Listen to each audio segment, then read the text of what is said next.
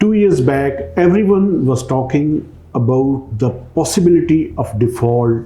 And after Turkey, Pakistan standing at the second position, Pakistan expects a 1 billion tranche. Overall damage was hovering around 650 billion rupees. IMF might ask Pakistan to come up with a mini budget. Assalamu alaikum, sir. Walaikum assalam. Welcome to All of Your Business. How are you, sir? I am fine. Sir, I'll begin the podcast with the first question, and that is Pakistan's default risk has fallen sharply, and Pakistan stands out globally as the second most improved economy in terms of reduction in sovereign default risk. Sir, how do you see this news, and what are we going to look forward?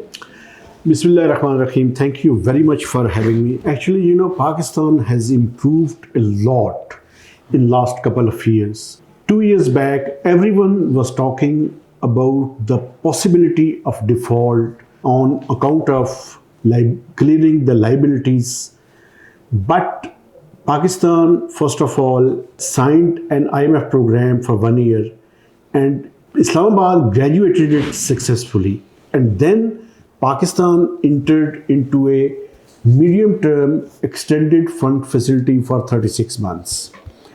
Now, no one talks about any risk of default. And the recent and latest report given by the Bloomberg, an international credible newswire, they have elaborated the achievements made on economic front. And they have illustrated that Pakistan stands out at the second most improved economy on account of in terms of emerging economies.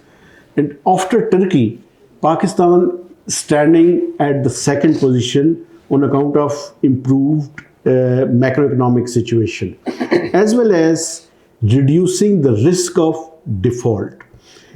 And it was also validated by the 3 credible and renowned credit rating agencies. All 3 credit rating agencies improved 2 notches of Pakistan, and now Pakistan is expecting another improved notch from each of them, after which Pakistan plans to launch an international bond in US market, as well as Pakistan is also planning to launch a panda bond to attract investment from the Chinese market. It shows that the investors' confidence has been restored, but there is a lot of need to improve further, because it is not Pakistan's potential to sit idle at this situation. We will have to improve a lot in terms of achieving high growth trajectory without creating imbalances on economic front. Sir, having said that, Pakistan and IMF, they finally have entered the final round of economic review talks, and the major focus is on Reko Diq and tax targets. So what does that mean in simpler words? Simpler words mean that Pakistan and IMF have kick-started the policy level talks to conclude the second review, which if Pakistan and IMF were able to strike a staff level agreement, then it will go to the IMF executive board. And Pakistan expects a 1 billion tranche, third tranche, yeah, from the IMF executive board. Pakistan had already secured $2.1 billion under the existing extended fund facility. But there is another element, and that is that IMF has provided RSF facility, and Pakistan also expects that its first tranche of around $400 million will also be provided by the IMF after getting approval of its executive board. Today, there is an important meeting where Pakistani authorities are scheduled to brief the IMF about the Reko Diq, its total investment, its total overall modeling, and when it's going to achieve its production, and how much they are going to export, and how much they are going to further invest in Pakistan. So there will be a detailed briefing on the Reko Diq as well as on other macroeconomic issues. So, Pakistan, we all know that Pakistan has been hit with devastating floods in the monsoon, and the monsoon has never been kind to Pakistan, especially this year. And given the fact that flood losses have mounted so much, Pakistan and IMF are set to revise budget targets. What sort of budget targets are we talking about? And does that mean that we are going to see a relief in terms of inflation maybe, or any other charges for Pakistan? Actually, Pakistan and IMF are going to revise the macroeconomic framework, under which the macroeconomic framework will be revised. For instance, Pakistan has invested a GDP growth target of 4.2%. When Pakistani authorities made an initial estimates of the flood losses, they have estimated that it's going to cause a nominal reduction in terms of growth, because it was revised downward from 4.2% to 3.9%. Sir, yes, please. Now, Pakistan has requested the consortium of 4 multilateral creditors, including the World Bank, Asian Development Bank, European Union, and United Nations Development Programme, to conduct a damage and need assessment.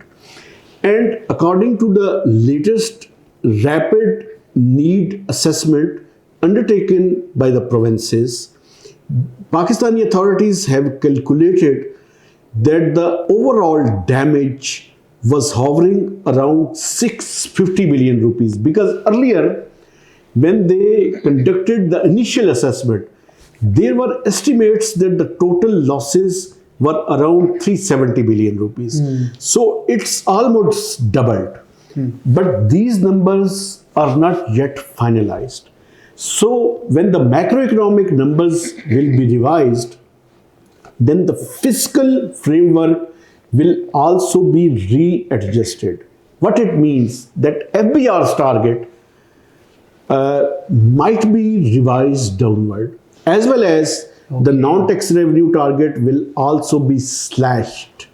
So these next 2 to 3 day policy level talks will ascertain that how much Pakistan and IMF will be able to strike a consensus on the revised macroeconomic and fiscal framework.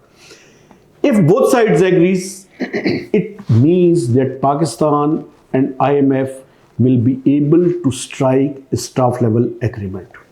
And sir, having said that, you have put it very well, that if both the parties agree, then we can see a lot of things changing. So does it mean that people are going to see relief in the everyday commodities, in the inflation, in the maybe power prices? Actually, these policy level talks means that IMF and Pakistan are going to evolve consensus on the prescription for various sectors of economy. And IMF is expected to share a memorandum of economic and financial policies document that is called MEFP. That document will determine the whole prescription given by the IMF, on which Pakistani authorities might have evolved consensus.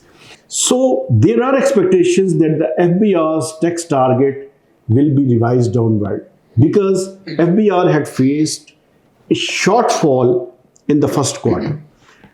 And the non-tax revenue will also be revised downward because some of the levies couldn't be collected in the first quarter. So overall, it means that there is a sigh of relief, because when IMF was going to visit Pakistan two weeks back, there were discussions that IMF might ask Pakistan to come up with a mini budget. Means that they might have suggested Pakistan to impose additional taxes. Now, there is not so much talk of any additional taxes, but Pakistan and IMF might have revised the targets. It means that there will be some reduction on expenditure side as well, because to achieve the fiscal deficit target as well as the primary balance target agreed between the two sides. So it is yet to see that what kind of conditions IMF is coming up, because in January there are two different things which are going to happen. First of all, baseline tariff of electricity will be determined by the NAPRA and it's going to be implemented. And second, Pakistan and IMF have agreed that on biannual basis, the gas tariff will be revised. So from January, there will be two things. First, they might agree on some kind of baseline tariff for electricity, as well as the gas tariff will also be determined by its regulator, AGRA.